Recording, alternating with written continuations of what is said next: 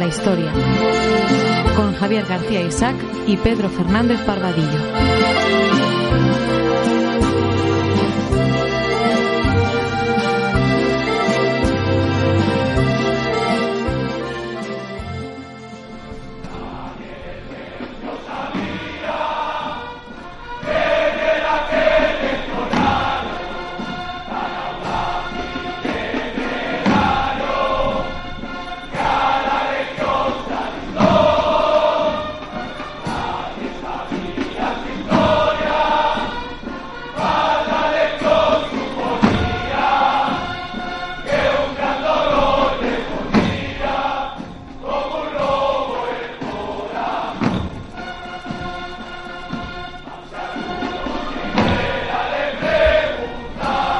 Bueno, pues imagino que ustedes conocerán lo que estamos oyendo, ni más ni menos que el himno de la Legión, si no me equivoco, el novio de la muerte, perdón, y para hablar de la guerra de Marruecos, qué mejor que empezar con estos acordes y en la compañía de Nico Roa. Nico, muy buenas tardes.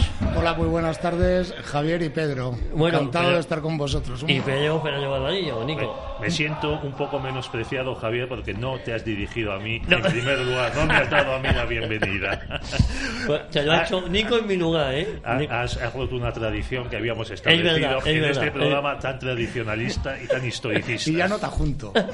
Bueno, Nico Roa no necesita presentación, ha estado muchas veces aquí con nosotros en los micrófonos de realidad, ha estado en el programa 40 años, nos ha acompañado también en Cita con la Historia, y hoy hablando uno de sus temas, yo creo que es uno de los grandes expertos que hay en España sobre la guerra de Marruecos y la fundación de la Legión.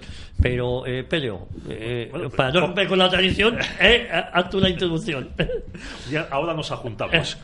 Bueno, pues vamos a hablar de lo que fue durante prácticamente el primer tercio del siglo XX la pesadilla de las familias españolas, sobre todo de las pobres, las que no podían pagar un reemplazo o un sustituto al hijo al que por quintas le tocaba ir a Marruecos, donde ahí murieron miles y miles de españoles en una guerra colonial como las que hubo muchas, libraron varios países europeos. Aquí los que nos están diciendo constantemente que nuestra historia es anormal, que somos unos ineptos, que hay que ver, teníamos cartillas de racionamiento hasta el año 52, sí, y en Gran Bretaña la tuvieron hasta el año 56, y eso que habían ganado la Segunda Guerra Mundial, tenían imperio colonial y tuvieron el Plan Marshall, pues yo creo que casi un tercio de todo el Plan Marshall que dio Estados Unidos fue a Gran Bretaña, y aún así, insisto, tuvieron cartilla de racionamiento más tiempo que España, y ya si hablamos de Alemania Oriental ni lo contamos.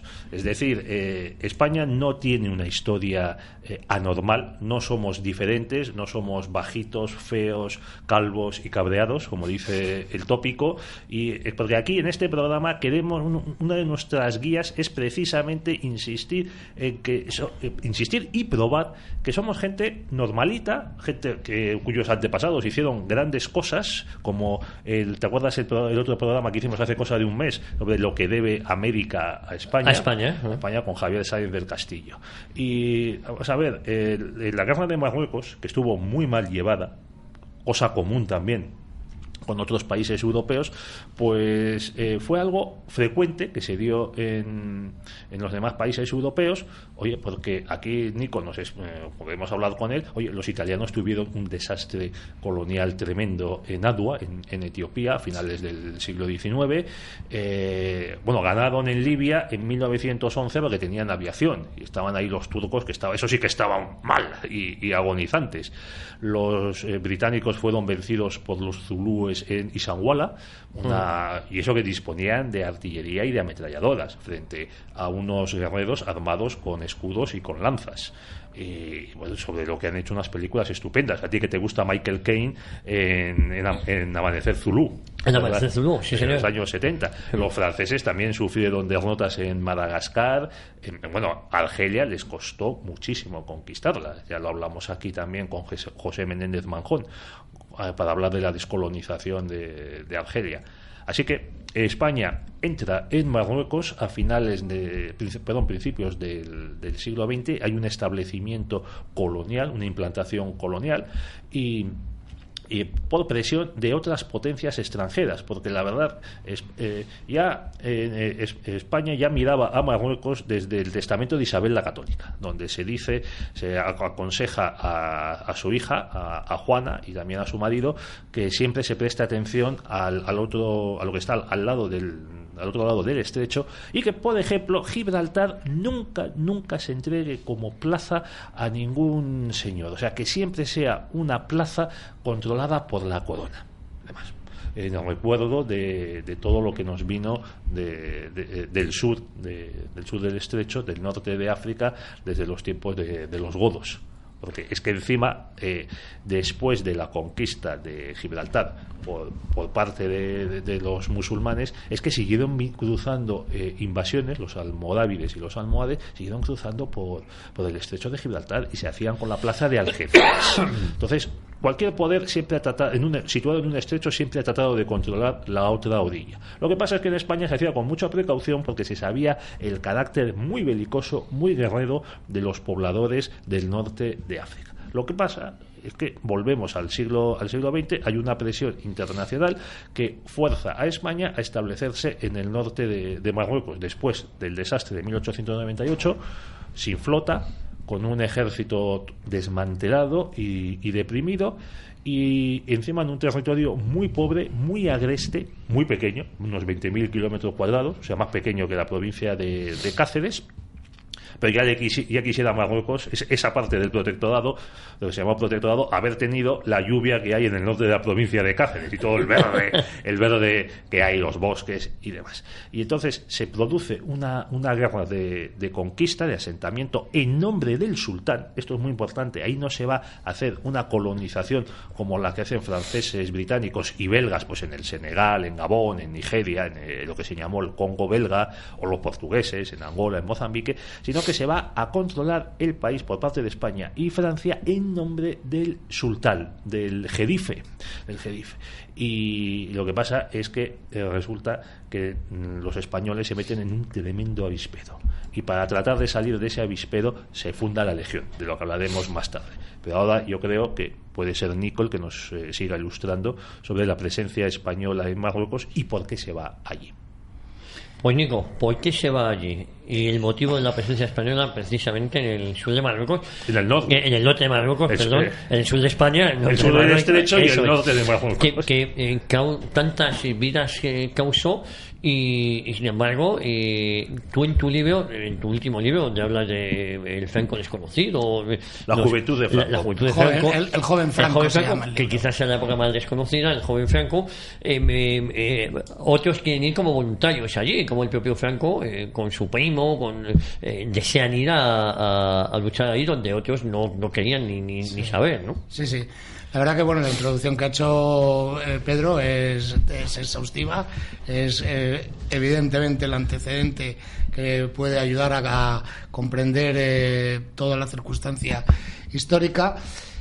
Todo esto viene, es decir, ya sin retrotraernos al testamento de Isabel la Católica, en virtud del cual pues ella instaba a que la tensión conquistadora de España no terminase con la reconquista del reino nazarí, y que podía haber parido un imperio en África, o a lo mejor las arenas del Sáhara se los hubieran tragado a todos. Eso nunca lo sabremos. La circunstancia fértil fue que el descubrimiento de América, y hacia allá se derivó la fuerza y la tensión conquistadora, ¿verdad? Esa especie de ímpetu que tienen los pueblos en determinado momento de su historia, y que a veces estás ayuno de ella, como parece ser que puede ser, por ejemplo, ahora y tal, ¿no? Pero en aquel momento, pues, y de hecho se ocuparon plazas a todo lo largo de la costa africana, desde la Goleta, Melilla, en 1497. Sí, pero desde la Goleta en Túnez, el Peñón de Argel, y luego, por supuesto, los presidios y plazas de soberanía en el norte de la costa de Marruecos. Ahora bien, el tema, bueno, pues ahí quedaba un tanto lánguido en los siglos posteriores. Los otomanos en el Mediterráneo tenían su guerra contra el Imperio Español, pero el tema de Marruecos, que nos interesa a nosotros, comienza ya más tarde. Comienza a mediados del siglo XIX, y es que la España de Isabel II, dirigida por O'Donnell, pues que ya se está recuperando bastante de los baches que ha supuesto la pérdida del imperio, del imperio colonial, vamos, o sea... El imperio en América. Sí, exactamente, el imperio virreinal, me he expresado mal. En América, pues hace... Perdona, en este programa castigamos con un negativo al que se refiere a las provincias de ultramar como colonias. Pues yo no, a mí no me multéis. Yo estaba en el mensaje vuestro, ¿verdad? Son los reinos, los virreinatos que dependen de la corona en España, etcétera. Bueno, pues la reina, digamos que es instada por ciertas fuerzas a que España vaya tomando un papel preponderante. Y entonces, pues se buscan aconteceres a lo largo y ancho del mundo. Participamos en una operación en Conchinchina, ayudando a los franceses, que a nosotros no nos reportó nada y ellos, sin embargo, se quedaron allí. Fuimos también a las costas de Perú en defensa de unos emigrantes que habían sido asesinados ahí en el Callao. También la República Dominicana pidió unirse de nuevo a España, y España lo aceptó durante un breve periodo de tiempo. Pero ya en 1859 se están produciendo unos hechos en el campo exterior de las dos plazas de soberanía en Ceuta y en Melilla, sobre todo en Ceuta, ¿no? Y es que hay unas partidas de cabileños que atacan a los obreros que están trabajando en el campo exterior, es decir, en la frontera. Algunos de ellos son muertos, con lo cual las obras se retiran. España protesta, exige un desagravio a Marruecos. Marruecos es un estado que ya empieza a considerarse como fallido. La autoridad del sultán no llega a todos los sitios, aunque nominalmente sea el dueño y señor de todos los territorios en un mapa. Lo cierto es que su autoridad no llega a muchos enclaves remotos. Es lo que se llamaba Bled es-Siba, es decir, la zona no sometida al sultán, aunque nominalmente le pertenezca. Como esto se repite y el sultán no puede revertir la situación, España organiza una acción de represalia, una expedición, efectivamente, mandada por el propio O'Donnell, que va a raciar y va a atacar y va a llevar una campaña de desagravio en la región. Entonces, pues se desembarcan un contingente bastante importante, apoyado por la flota desde la costa, y van desde Ceuta por la vega del río Martín hasta Tetuán, donde, bueno, anteriormente en las inmediaciones de Ceuta se produce la batalla de Castillejos, en la que el general Prim pues obtiene una clamorosa victoria. Finalmente los marroquíes tienen que claudicar y España les hace firmar un tratado muy oneroso. Es lo que se llama la paz de Wad Ras, en las cercanías de Tetuán, ¿verdad? Por eso, perdona, hay tantos barrios en ciudades españolas que se llaman Tetuán o Huazras o Castillejos. Sí, y además es que hay que decir que, por ejemplo, en la tropa que acompañaba a Prim era de Tarragona, de Reus, iba un contingente de catalanes muy numeroso. Y a la hora de tomar las murallas de Tetuán, que son unas murallas muy bonitas, pues yo he estado por allí y tal, pues es de notar que los catalanes que iban en el cuerpo expedicionario de Prim hicieron un castellet, y se fueron subiendo de su manera tradicional, y con ello lograron culminar y tomar por asalto las murallas. Esto es una gesta que está a caballo entre el romanticismo y la épica, ¿verdad? Porque es una gesta absolutamente maravillosa. Se creó una medalla con un distintivo que tenía la bandera de la señera para significar a estos catalanes que también se habían portado en la guerra, en la guerra bonita. Se llamó la guerra bonita porque apenas tuvo bajas para España. Lo cierto es que de resultas de esta guerra el sultán quedó gravemente comprometido en una multa que no podía pagar. Y ello supuso que el sultán tuvo que enajenar bienes de la gente, grabar con unos impuestos, etcétera, y esto a la población musulmana simplemente no lo soportó. Además, el campo exterior de Ceuta y de Melilla se aumentaba y se le daba una plaza en un sitio desconocido, que no se sabía muy bien dónde era, que anteriormente, en los tiempos de los Reyes Católicos, había estado en el retropaís canario, en la costa, enfrente a Canarias, que se llamaba Santa Cruz de Mar Pequeña. Andando el tiempo, esto sería Ifni.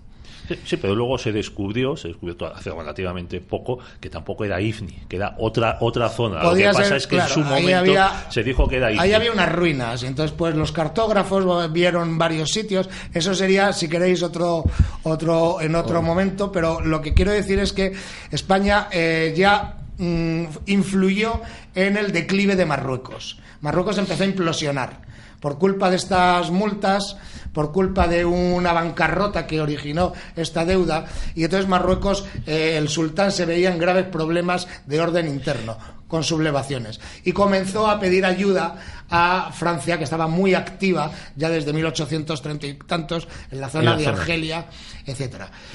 Entonces, digamos que ya nos vemos instalados en la plena merienda colonial, en el pleno reparto colonial de todo África, y España concurre como una potencia más a las diversas conferencias que se organizan los países que van que aspiran a tener hacerse con territorios en África. Hacerse con territorios, exactamente. Oye, yo te quería preguntar, Nico, esta situación de caos en Marruecos yo creo que aparece bien reflejado en la película de Sean Connery, El viento y el león. Y no sé si la has visto. Sí, la he visto hace mucho tiempo, la verdad. Sí, pero... Y esta situación de caos que nos estás contando, donde el sultán, pues ya la verdad es que pinta muy poco, excepto en su entorno más inmediato, ¿no? Sí, la verdad que el sultán al final, bueno, hubo una sucesión de sultanes, algunos de ellos eran prácticamente títeres, otros eran asesinados por sus hermanos, etcétera, ¿no?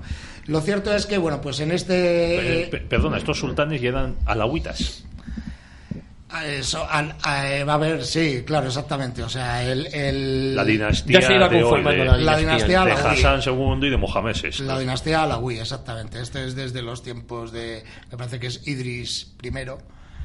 Entonces, pues sí, esta ya es la dinastía alawita. Bueno, lo cierto es que, por seguir con el relato de cómo España llega a estar en Marruecos, pues resulta que España sale del desastre del 98 sin muchas ganas de tener aventuras coloniales, pero los países más importantes se están repartiendo África, y entonces hay una especie de connivencia entre los dos grandes potencias hegemónicas, que es Gran Bretaña y Francia, en ceder a uno la influencia suya en Marruecos a cambio de que el otro se la ceda en Egipto.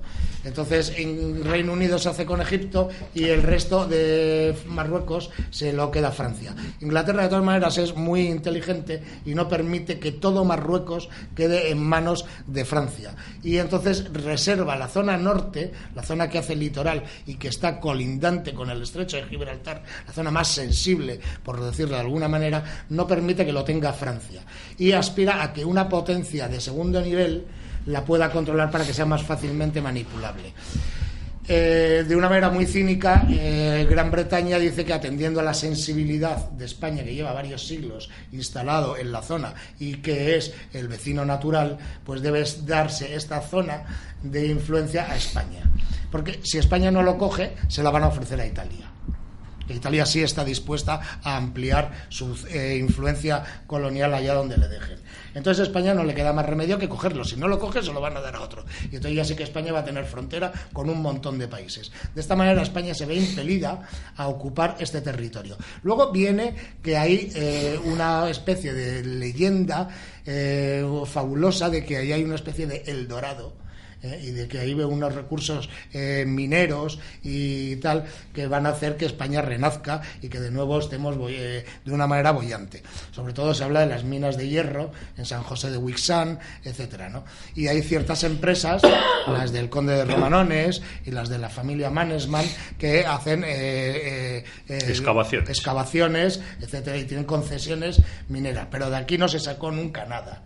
O sea, nada verdaderamente relevante, ¿no? significativo. Importante. La empresa Seto Lázar fue la última que estuvo allí. Yo he estado en esas minas que ya están abandonadas y ahí, bueno, pues realmente, si eso era el Dorado, de verdad que tiene lo mismo que un huevo una castaña. Ahí no se sacó nada. Entonces España fue a la zona de esta zona de protectorado, más otra zona en el extremo sur de Marruecos, que era pegando exactamente, que era la zona colindante entre el río Odra y el Sáhara español, que tenía por capital o por zona más poblada el zoco de Tarfaya, que luego se llamó Villavens.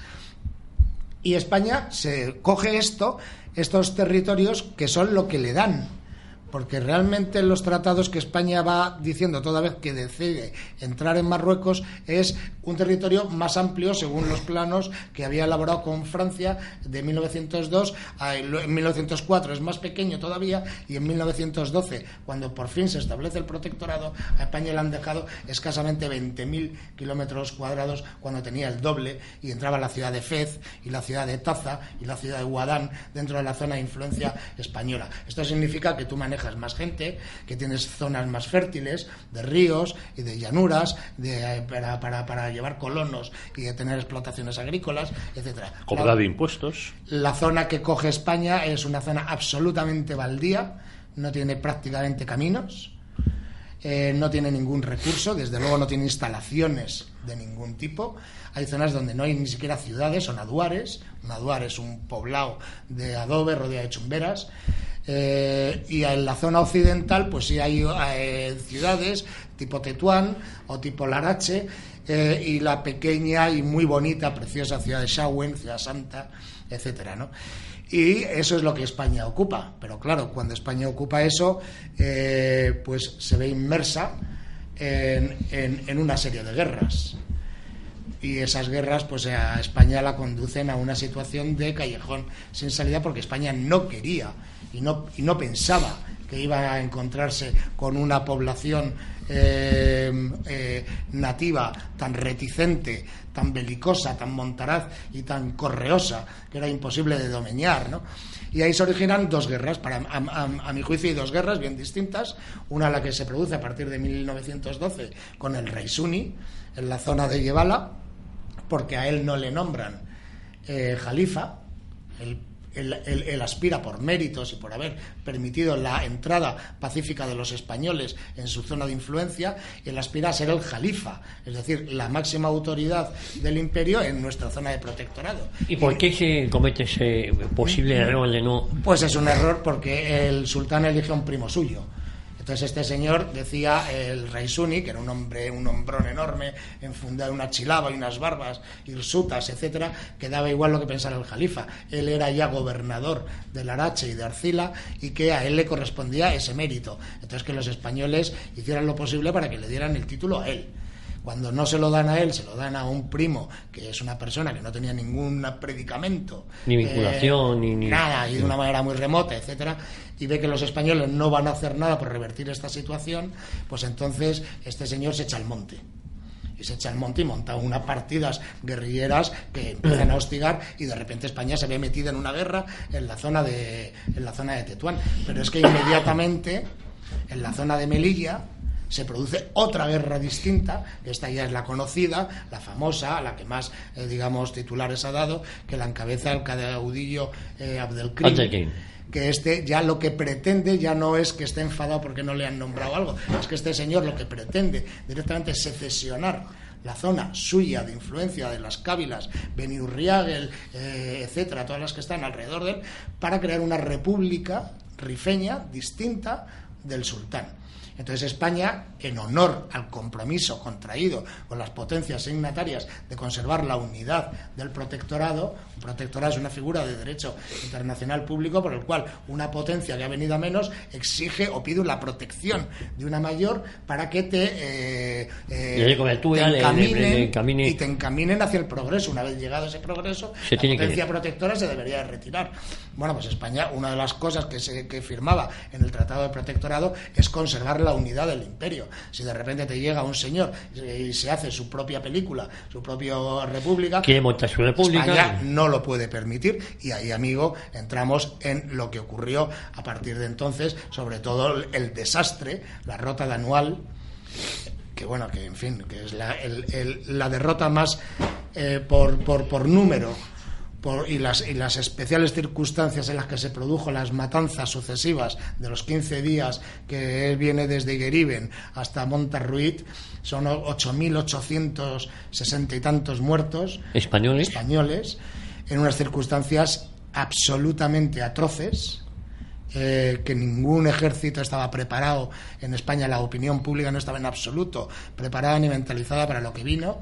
Cuando se empezaron a descubrir las fotos, porque se pensaba que era mentira todo lo que se estaba contando, porque no había informes sobre el terreno, todas las posiciones de la capitanía de la Comandancia General de Melilla habían caído y la misma Melilla estaba cercada. El pánico de los melillenses era verdaderamente cierto. Se lanzaban en barcas, pues a ver si llegaban a la isla de Alborán, a ver si llegaban al protectorado francés, o a ver si se quedaban en la corriente como una patera. Estaban huyendo de Ceuta. De Abdelkrim, sí, de Melilla, perdón. Porque se supone que Abdelkrim iba a entrar a degüello. Entonces cuando Por cierto, Abdelkrim no hacía enemigos, no hacía prisioneros. Sí, los hacía y los vendía muy caros. Y los vendía muy caros. Pero, bueno, el desastre se produce en parte por el pésimo diseño estratégico del ejército español, que para controlar esas zonas establece líneas de bloqueos. Son unos pequeños fortines con unas guarniciones que podían ser pues unas pocas docenas de hombres, y que la mayoría de ellos no tenían ni suministro de agua. Se tenían que hacer las aguadas casi a diario, entonces se convierten... Y a kilómetros. Entonces es cuando nace el famoso paqueo. El paqueo que hemos oído eran los francotiradores rifeños que con uno de esos fusiles que tenían disparaban a los pobres desgraciados que iban a buscar el agua, y se llamaba paqueo porque hacía un sonido que era pacum, algo así. Sí. Onomatopéyicamente sonaba así, sí. Y entonces empiezan a caer esos bloqueos por que se habían alargado demasiado y habían penetrado demasiado en el territorio enemigo. Sí, claro, a ver, o sea, el tema de Anual viene porque la cábila más belicosa de todas, que es la que lideraba Abdelkrim, era la cábila Beni Urriagel, y estaba asentada en la bellísima bahía de Alhucemas. Entonces, desde hacía tiempo se venía hablando de que si se lograba llegar a Alhucemas, se clavaba un puñal en el corazón de la resistencia y entonces el problema estaría resuelto. Entonces, el general Silvestre, que era el comandante general de Melilla, recibe del alto comisario Damaso Berenguer la orden de que vaya preparando un plan para pasar el río Kert. El río Kert es un arroyo, pero era una frontera, que vaya pasando el río Kert y vaya montando posiciones de cara a llegar a Anual. Silvestre no lo ve claro. Silvestre sabe la gente que tiene. Sobre el terreno le dicen: tú tienes 25.000 soldados y tienes no sé qué, tienes no sé cuánto, pero él sabe perfectamente que estos soldados, como decía el alto comisario, era un ejército de piojosos. Perdona, hay varios testimonios literarios, como el de Arturo Barea y también el de Ernesto Jiménez Caballero en sus notas marruecas, un soldado español, que describen esa situación pésima de los militares españoles, de los soldados de Quinta, pues comidos por los piojos, comidos por las enfermedades, mal alimentados, muy mal entrenados, que, como decía Jiménez Caballero, dice: bueno, unas veces yo es que me siento aquí en esta guerra pues como un soldado colonial a sueldo de una potencia extranjera. Y luego menciona el asunto de las minas del conde de Romanones. Mi abuelo, el padre de mi padre, estuvo aquí en esta guerra, pero porque le había tocado la leva. Claro. Y recuerdo en casa siempre había un cuchillo marroquí, una uña precioso.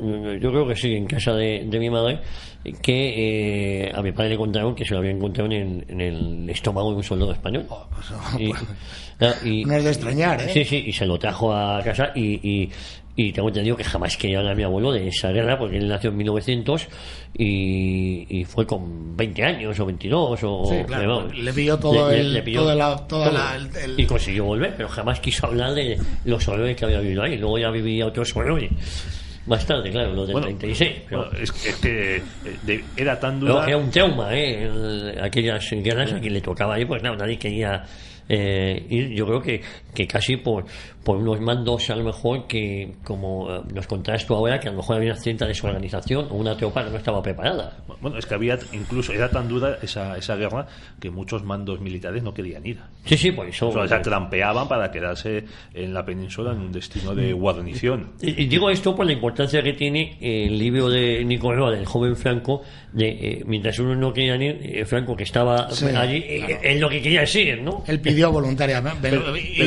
ir voluntario, lo cual no era habitual. Pero también tengamos en cuenta que todos los mandos de los dos ejércitos de la guerra civil, tanto el Ejército Nacional como el Ejército Popular, los mandos, todos tienen historial africanista, porque el general Juan Vicente Rojo, que cuando empieza la guerra es comandante y luego tiene una carrera meteórica debido a su sumisión al poder político, llega incluso a teniente general, grado que se restaura solo para él, pues también había pasado una temporadita en Marruecos. También es cierto que en momentos más pacíficos, y creo que el general Miaja, el defensor de Madrid, también estuvo en muchos Marruecos. más, Asensio Torrado y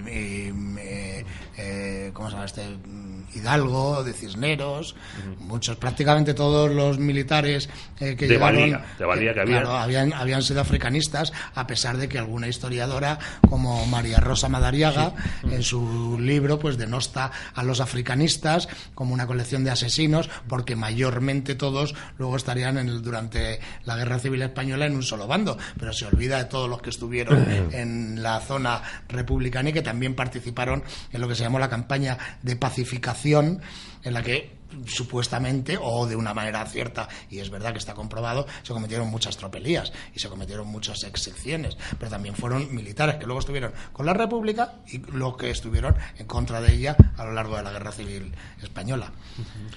Bueno, pues entonces estábamos con el despliegue que le ordena Dámaso Berenguer, un general cortesano, palaciego, como decía Ortega y Gasset cuando le nombró Alfonso XIII después de Primo de Rivera, decía instrumento pala ciego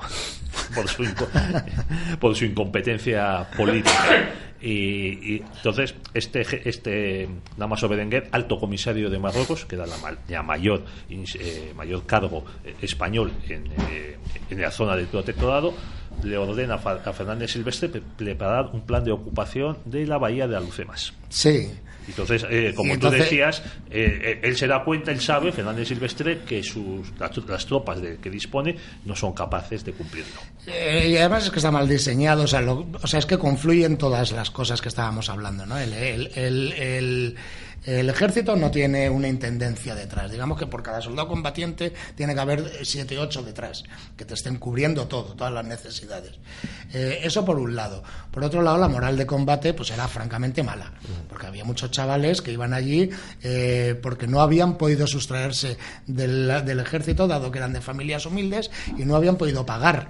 Había una cosa que era la cuota, en virtud de la cual si tu familia lo pagaba, pues tú no ibas y entonces iba otro. Y luego eso se cambió porque era muy injusto y hubo las protestas de Barcelona, etcétera, y eso se modificó, que si tú comprabas un coche, si la familia compraba un coche, un Forte, el chaval iba de chofer y de mecánico de ese coche, que estaría al mando de un oficial. Entonces tú realmente ya no ibas a ir al frente, ibas a ser el chofer del teniente. Entonces lo que valía era 4.000 pesetas comprar el Forte, que era muchísimo dinero para la época, pero si la familia lo lograba reunir pidiendo donde fuera o vendiendo lo que pudiera, pues tú comprabas y entonces el chaval iba ya de chofer. Y muchos intentaron librarse de esta manera. En definitiva, los que no podían tenían que ir en condiciones muy precarias, con alimentos muy malos, que a veces te daban unas disenterías que había que llevarte al hospital, si no a la morgue, con un armamento francamente deficiente, que ellos, incluso la tropa, aprovechaba para venderlo. venderlo Perdona, a la los... tropa y el mando. Y el mando, sí. Claro, es que la tropa veía, o sea, hacía lo que veía, lo que hacía el mando. Lo que hacía el mando. Claro, ellos veían la corrupción tan sistémica que había, que les llegaba cuando la comida era tan mala, pero porque no había, o sea, dinero había. Lo que pasa que es que el dinero no se destinaba a ¿En eso. qué año estamos hablando?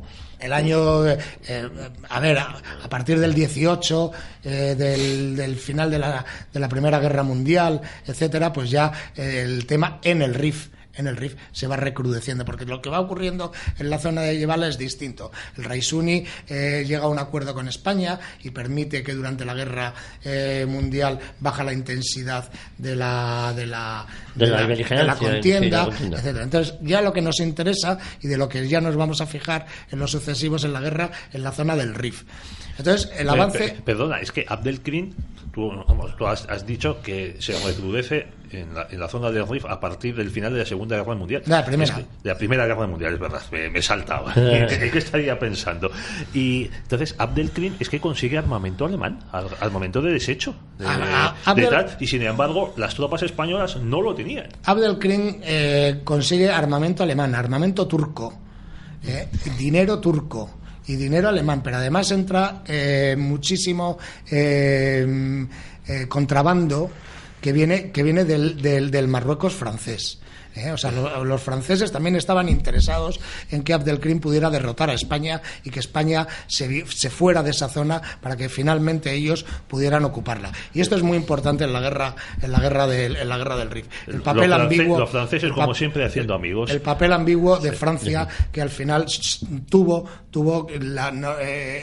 la necesidad imperiosa de ponerse del lado de España, porque también les iban a derrotar a ellos. Bueno, el caso es que Silvestre pensaba que una flota iba a acompañar por la costa su avance en tierra. Esa flota nunca hizo esa misión. Las líneas las va extendiendo mucho. Los bloqueos se montan en sitios, como ha dicho Pedro, que es realmente era la circunstancia. Se avanzaba a base de bloqueos, que a veces eran sacos terreros, alambre rápido y unos galpones de Uralita, donde el sol prácticamente era implacable, etcétera, ¿no? Y luego las tiendas cónicas, estas donde entraban 12 soldados, pero que estaban prácticamente rotas, la lona pasada, etcétera, ¿no? Y estaban a veces, inexplicablemente, a kilómetros del agua. El agua en una zona que es de un calor brutal en pleno verano y que si tú no la tienes allí diariamente, la guarnición sufre muchísimo. Y esto es lo que se hacía, se montaban en unos sitios que luego tenían que hacer convoys de aguadas, donde les estaban esperando los rifeños con sus certeros fusiles, por unos tiradores de primera, y entonces pues claro, siempre moría alguno que volvía de la aguada o moría ganado, quiere decir mulas, etcétera, que subían con las cantimploras, las barriles, etcétera y tal, ¿no? Entonces, finalmente las líneas se extienden tanto que para la última posición, que es la de Igeriben, se necesitan 8 horas desde que sale el primer soldado hasta que entra el último en el convoy. O sea, se organizan convoys con diversas unidades y entonces el convoy de establecimiento de Igeriben, pues desde que se ponía desde que salía el primer soldado hasta que el último entraba en la posición, etcétera, habían pasado 8 horas. 8 horas. Entonces, claro, pero es que estaban a 16 kilómetros. O sea, no te crees que estamos hablando de que habían Madrid, hecho Galicia, de aquí a Guadarrama, no, es que estaban a 16 kilómetros, simplemente no había caminos, las cargas de la caballería se caían y había que volver a atarlas, era muy penoso. Abdelkrim sabe esto y Abdelkrim hace un proyecto y lo desarrolla muy hábil de tenaza y sabe que si cae una posición van a caer en cascada todas las demás y así ocurre. Y entonces se produce el pánico. Ocurre que cuando cae Igeriben, antes había caído a Barran, pero cuando cae Igeriben, que es la principal posición estratégica que ya marca la caída de Anual, la tropa nativa, la tropa indígena, en el momento del ataque se pasa al enemigo. Entonces, claro, si tú tienes al lado policía indígena o regulares, que eran tropas nativas, y vuelven las armas contra ti dentro de la misma trinchera, pues entonces, claro, ya se produce la situación de pánico y se van los hombres huyendo como pueden, dejando todo sobre el terreno. Se producen situaciones verdaderamente dantescas, bajar a los heridos de las ambulancias, oficiales que se arrancan los galones para hacerse pasar por tropa, y sálvese quien pueda. El camino hacia la siguiente posición es de todos, cada uno como pueda. Los coches se atropellan, se rompen. Yendo todos sin orden, sin control. Y todo esto flanqueado por los disparos desde las alturas, que a medida que van cayendo, van bajando hombres y mujeres rifeños a saquear, a expoliar, a desnudarlos directamente. Entonces eso es un mare magnum de cartucheras abandonadas, de papeles, de mulas muertas, etcétera. La carrera es frenética por llegar a la siguiente posición, a ver si en la siguiente posición se pueden encerrar, pero esto no se consigue y van cayendo absolutamente todas las posiciones, en circunstancias absolutamente. Ahí está la famosa carga del regimiento Alcántara, regimiento de caballería Alcántara número 14, que ha merecido la última laureada que se ha dado, se le dio en el año 2012 en el Palacio Real, en reconocimiento, que se lo tenían que haber dado en su momento, porque de 400 y pico jinetes, pero que ahí iban a caballo los herreros, los cocineros, todos. Acudieron los 13 cornetas que llamaron a la movilización, a la carga, para que pudiera pasar el grueso de las fuerzas en un cuello de botella que se montaba en la rambla de un río, del río Igán, y entonces el general Navarro, toda vez que desapareció, posiblemente suicidado, etcétera, Silvestre en Anual, el mando de la columna en fuga la lidera el general Navarro, con el barón de Casadavalillos. Entonces él le pide a Primo de Rivera, que es el Fernando, el hermano de don Miguel, le dice: aquí nos están esperando con ametralladoras, fusiles, etcétera. Carga tú hacia esa zona, porque si no, todo el ejército va a morir aquí, en el cuello de botella de Ligán, de la Rambla.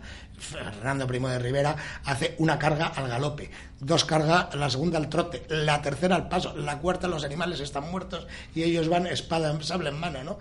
Pero la columna pasa, solamente para llegar un poco más adelante a Montearruit, que aquí, amigo, aquí quedan encerrados 2.600 hombres sin agua. Se les lleva agua con hielo, tirándole barras de hielo desde 2 aviones, cuando había aviones en la zona de Tetuán, pero no se llevan a la zona de Melilla. Los hombres van muriendo de sed, se beben la orina, se beben la tinta, se envenenan, muchos se suicidan. Y al final se decide, el alto comisario, que sabe que se entera por fin de las dimensiones de la catástrofe, le pide a Navarro que se rinda. Navarro se rinde y los rifeños le rodean a él y a su staff. Y delante de ellos entran todos, las armas han sido depositadas a la puerta, por lo cual toda la tropa que está dentro no tiene armamento, y entran los rifeños a degüello. Se producen las escenas delante de Navarro. Navarro lo está viendo, les llama cobardes, nos habéis traicionado y tal. Y están mientras degollando a los 2.000. Degollando a todos los españoles, los que estaban en la enfermería, unos que salen corriendo, les cazan como si fueran animales. 2.600 muertos. Solamente ahí. Solamente en Montarruit. 2.600 muertos. Anteriormente, hasta llegar a Montarruit, toda la carretera está jalonada de muertos. La entrada del fuerte de Montarruit, hay muertos, caballerías, mulas, etcétera. Es decir, y además esos cadáveres estaban pudriendo a la luz bajo el sol inclemente, y todo el como staff, globos. Y todo ese staff lo que da Abdelkrim, porque sabe que va a pedir un rescate importantísimo, porque son generales. Había un dicho que decía que después de Montarruit, del desastre de Anual, los buitres solamente comían de comandante para arriba. Es una cosa macabra, sentido humor negro. Y en este contexto es cuando surge la necesidad de crear un ejército profesional. Claro, ya estaba formado. Sí. Es en este contexto cuando Abdelkrim ya llega a Melilla, el pueblo, presa del pánico, se lanza al mar. Esto sucede en el verano de 1921. Y la Legión se había formado en 1920. El año anterior se había formado. Claro, la Legión se funda, en la fecha fundacional de la Legión se toma el día que se alistó el primer voluntario, que es el 20 de septiembre de 1920. En Barcelona, ¿no?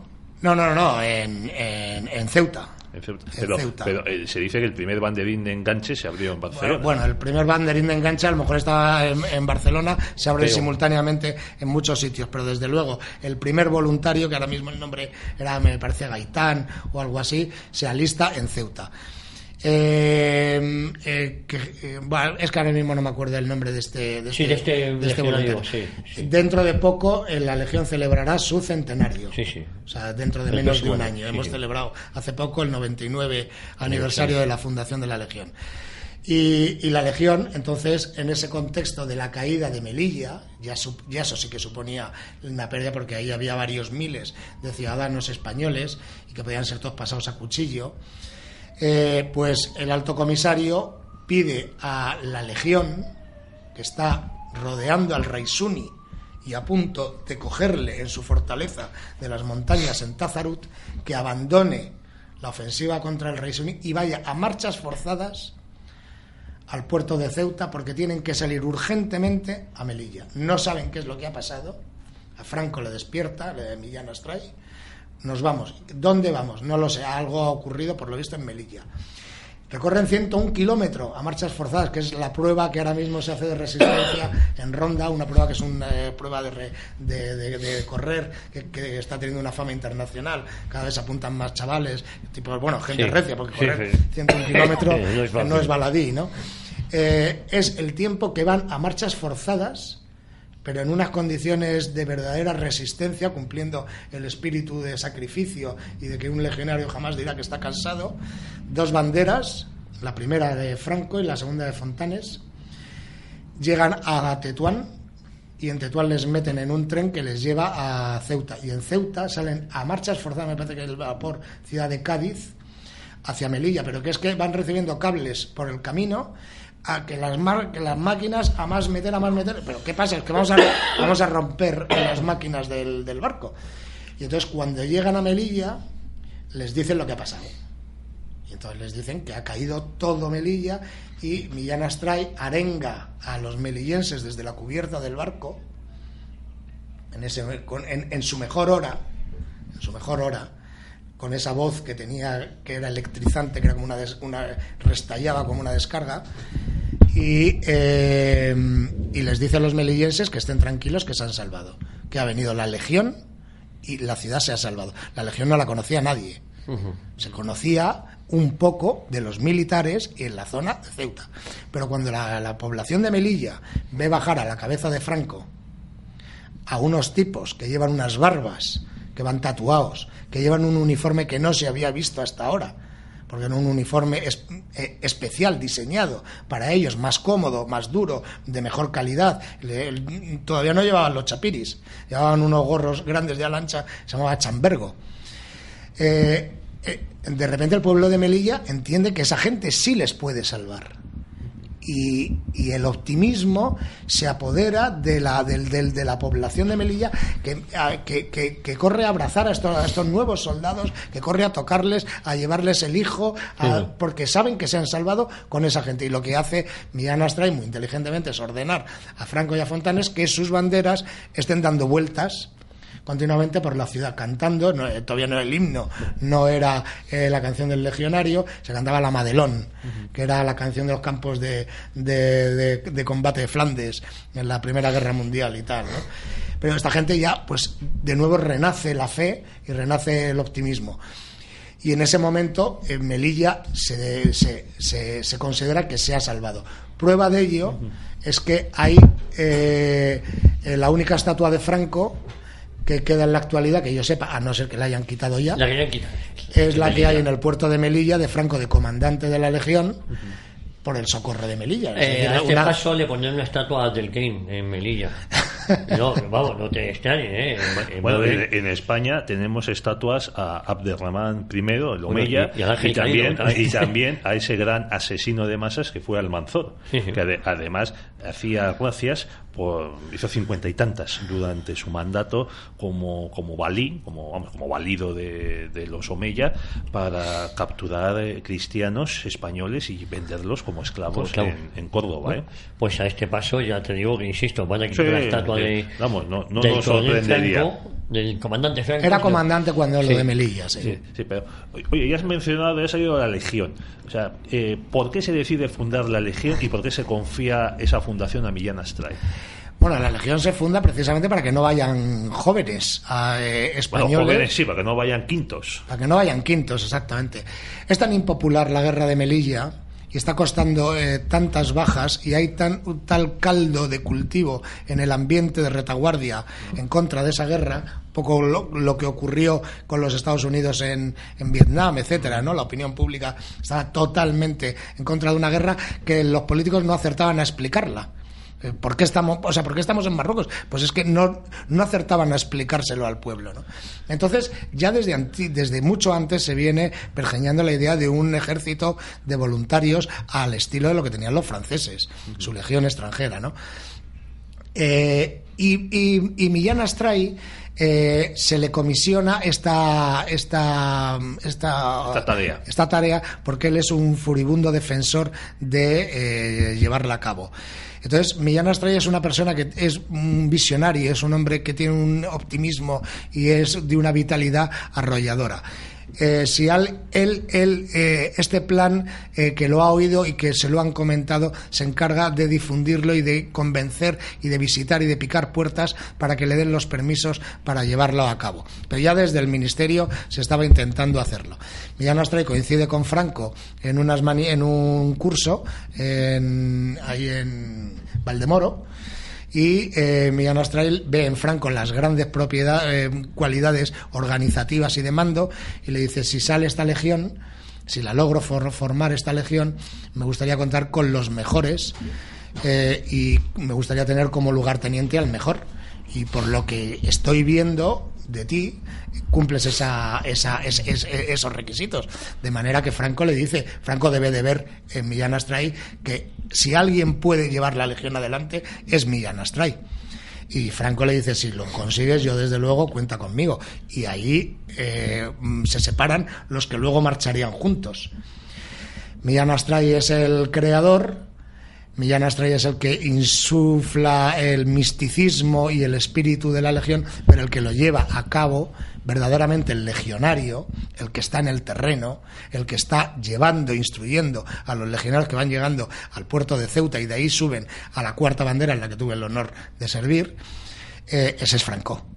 Millán Astray está en otras cosas, y Millán Astray está pues a veces en Ceuta, a veces está en Madrid, a veces está tal, pero el que está organizando las banderas y les está dando la instrucción y está organizando absolutamente todos los detalles, ese es Franco. Hay una anécdota 5 minutos nos quedan. Vaya por Dios, qué pena. Sí, porque la verdad es que estamos absolutamente hipnotizados por el relato de Nicolás. Bueno, pues quería contar que hay una anécdota de que en un almuerzo que dan Alfonso XIII y Victoria Eugenia, pues a mandos militares, y Victoria Eugenia tuvo enfrente a Franco. Y le comentó a su marido Alfonso XIII, pues qué callado estuvo ese tal coronel Franco y demás, no dijo nada. Eso era muy típico de Franco, no hablaba nada, se lo guardaba todo para él. Decía Pemán que Franco era el hombre que mejor se callaba de España. Y Alfonso XIII, que es muy criticable por otras cosas, pero aquí dijo verdad. Y le dijo, pues callado y todo es lo mejor que tengo en África. Tenía mucha razón Alfonso XIII. Oye, ¿cómo se fue desarrollando la guerra? ¿Cómo acaba? ¿Cómo termina? Tenemos que pasar al desembarco de Alucemas, que es la gran consagración de la Legión, y además que es y la gran venganza, quizás, ¿no? También, y además es que es otra de las cosas de los españoles que no conocemos, es que después del desastre de Gallipoli los ejércitos creían que no podía ser posible los desembarcos. Es como la guerra de trincheras.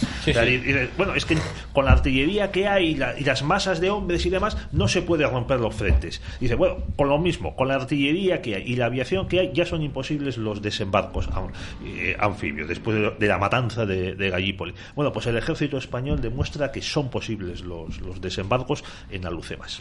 Sí, vamos, el desembarco de Alucemas es el primer desembarco moderno de la historia y desde luego sirvió de referencia, exitoso, sí, bueno, claro, y sirvió de referencia a Eisenhower, Eisenhower lo estudió detenidamente cuando planeó el de Normandía. Ya se emplea aviación.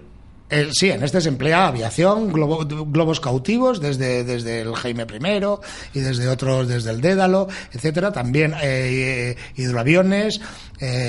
Vamos, o sea, se utiliza, es completo en todos los sentidos. Están los dos Franco. Están los dos Francos, sí señor. Está Ramón, y en un hidroavión, y por supuesto Francisco, que es... Vamos a ver, el desembarco de Alhucemas tiene dos pinzas. Una que sale de Melilla, que la acompaña la escolta unidades francesas, los acorazados Estrasburgo y Metz, etcétera, y otra de Ceuta. La de Ceuta es la que primero eran gemelas, las dos formaciones de barcos con las barcazas de desembarco K, etcétera, ¿no? En la de Ceuta va Franco. Y va Franco llevando 2 banderas de la Legión.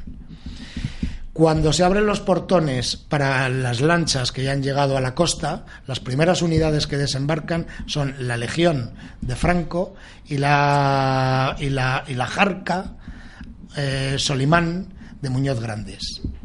Son las primeras unidades que desembarcan. De nuevo Franco, ahora ya coronel, vuelve a estar en el primer sitio y en el más expuesto continuamente.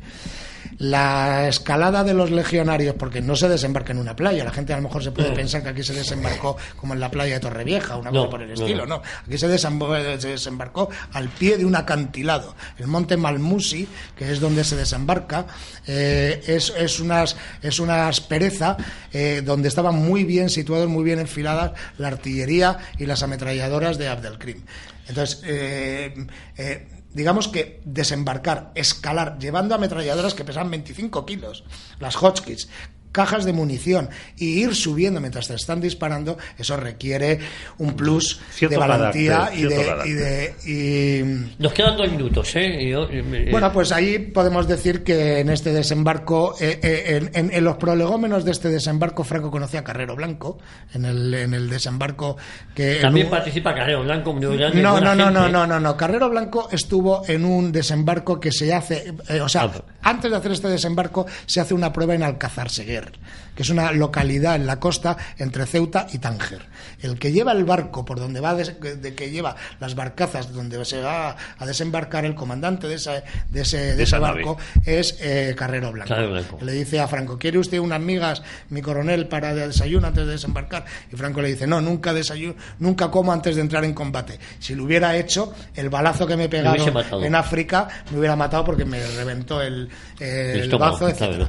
Y luego Franco, pues ahí conoce a Petén, porque Petén, por fin, cuando Abdelkrim se revuelve contra los franceses pensando que ya ha vencido a España y que ahora puede derrotar a los franceses y ya no quiere una república, quiere ser el sultán, él. Entonces los franceses dicen: hay que aliarnos con los españoles. No nos sirve el anterior alto comisario francés, que era el residente general Leyutey, y mandan a Petén. Petén conoció a Franco. Luego Petén diría: Franco es la espada más clara y más honesta de Europa, llegada la hora de la rendición. Y el gobierno del Frente Popular de la Tercera República Francesa, para congraciarse con Franco, una vez que reconoce a la España nacional, manda a Petén de embajador a Burgos. Sí, señor. Y ahí la gran amistad que tuvo siempre Franco con Petén. No hay tiempo para más. Una cosa, Franco le pidió a De Gaulle que pudiera venir Petén, en vez de estar en la isla de Yeu, donde murió, que pudiera venir a España, que aquí de España no iba a salir. Y en Francia le dijeron que no. Que no se lo dejaron. Bueno, para acabar, no hay tiempo para esta pregunta. Yo te quería preguntar, no hay tiempo, pero te la pregunto, la descripción de Millán Esther en la película de Amenábar. Bueno, vamos a ver. 2 segundos. Sí, en 2 segundos. Amenábar lleva la práctica aquello de que la verdad nunca te fastidie una buena historia. Él sabe que lo que cuenta es mentira, él conoce la verdad de los hechos, no los quiere contar, porque no tendría público, y lo que puedo decir es que Unamuno tuvo mucha suerte de decir lo que dijo en la España nacional, porque si él lo llega a decir en la España republicana, le dan el paseillo como se lo dieron a otro intelectual de su misma categoría, que era Ramiro de Maeztu, que en las mismas fechas era fusilado en Madrid. Así es que Unamuno, pues fue defenestrado de la universidad, pero nada más que eso. Ahí nos quedamos, y por cierto, enterrado con honores por falangistas. Sí, señor, y estaba Fleta. Sí, señor. Nicolás, un placer como siempre haber estado hoy en el micrófono de la realidad. Un placer de estar con vosotros este tiempo de charla que de charleta. Charleta, sí, señor. Pedro Fernández Barbario, volvemos la próxima semana, Dios mediante, aquí a Cita con la Historia en Radio Ya. Pues solo recordar el título del libro de Nico. El joven Franco. El joven Franco, de Homo Legens. Ahí, nos quedamos con eso. Volvemos la próxima semana aquí a Radio Ya.